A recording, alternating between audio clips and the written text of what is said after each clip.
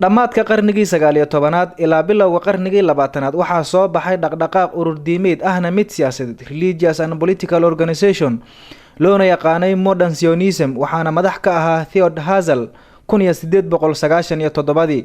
dhaqdhaqaaqa ururkan wuxuu xoogaystay xilli dunida markaa ku soo badanayeen yuhuud nacaybku. danta ururkan waxay ahayd in dadka aaminsan diinta yuhuudda Jewish in ay helaan dhul ay ku midaysan yihiin haddii kale ay dabar go'ayaan oo taariikhdooda halka ku ekaan doonto.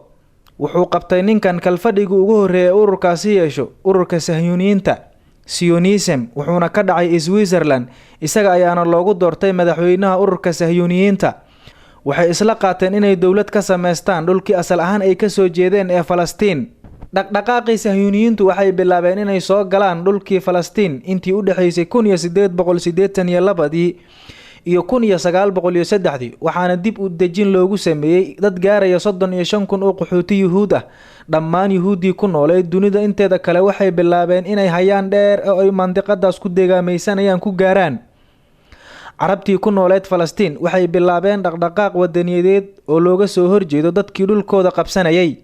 hayaanka dadka yuhuudda ay ku soo hayaamayeen ma aha mid dhamaaday. inta badan waxaynu warbaahinta ka maqalnaa dhulal cusub oo dib u dejin loogu sameynayo dad hor leh ama deegaameyn ay Israa'iil ka wado bariga dhexe.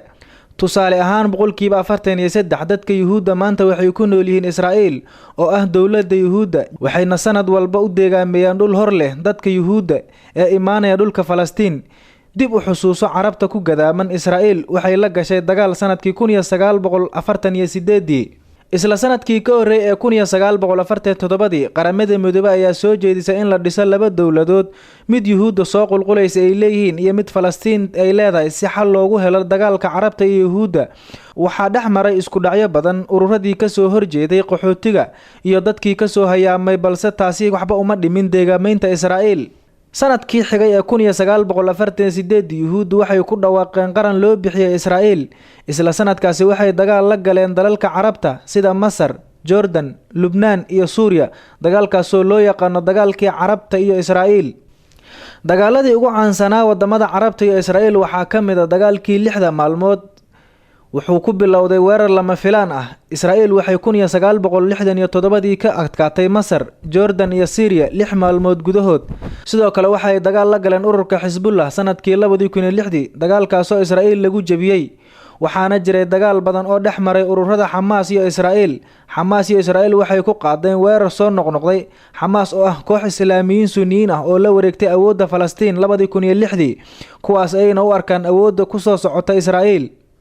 ugu dambeyn boqoradii Carbeed waxay ka cabsadeen in duufaantu qaado waxayna xiriiro hoose la yeesheen Israa'iil iyagoo dhabarka u jeediyay bulshadii muslimiinta ahayd ee Falastiin. dadka Falastiiniyiintu maanta waxay ku nool yihiin cabsi, cibaado laga hor taagan yahay iyo barakicin. waxaana xusid mudan in laga takhalusay dhammaan wadamadii loo arkay inay caqabad ku yihiin dawladnimada Israa'iil sida Ciraaq, Suuriya, Yemen, Liibiya iyo Masar oo loo gacan geliyay hogaamiye ay yuhuuddu abti u yihiin oo aragtidooda ku shaqeeya. halka wadamadii Carbeed intoodii badneedna lagu khasbay inay si toos ah iyo si aan toos ahaynba xiriir diblomaasiyadeed ula yeeshaan Israa'iil. su'aasha isweydiinta mudan ayaa waxay tahay Erdogan kaligii intee buu difaacayaa Falastiiniyiinta? Iiraanna goormee la weeraraya? waayo waxaa loo arkaa Iiraan awoodda kaliya bariga dhexe oo maanta iska caabin karta Israa'iil sidoo kalena taageerta ururka Xamaas ee dagaalka kula jira Israa'iil. madaxweynaha dalka Turkiga Rajab Tayyip Erdogan wuxuu cod dheer ku sheegay inuusan ku fiirsan doonin Israa'iil waxa ay ku hayso shacabka Falastiiniyiinta. waxauna heshiis la galay Iiraan iyo Raashka. Sacuudiga iyo Imaaraadku waxay labaduba amnigooda ilaalintiisa balaayiin dollar ku siiyaan Mareykanka oo saaxiibka ugu weyn ee Israa'iil. fadlan la wadaag asxaabtaada kale si ayna uga faa'iideystaan. haddii aad nagu cusub tahay subscribe saar barteena YouTube-ka si aad ula socoto warbixinada maalinlaha aan soo gelino. mahadsanid.